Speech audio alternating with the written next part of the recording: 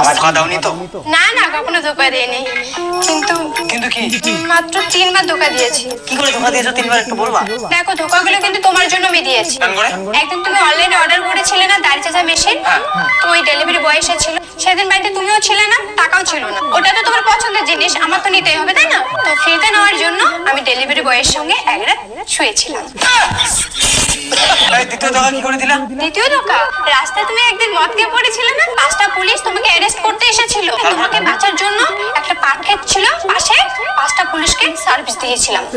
Please আমাকে ক্ষমা করে দাও। দাঁড়াও, আবার 3 নাম্বার ধোকা কোন দিন দিলা সেটা বলো আগে। তুমি তো লোকাল ট্রেনের টিকিট চাকরি করো।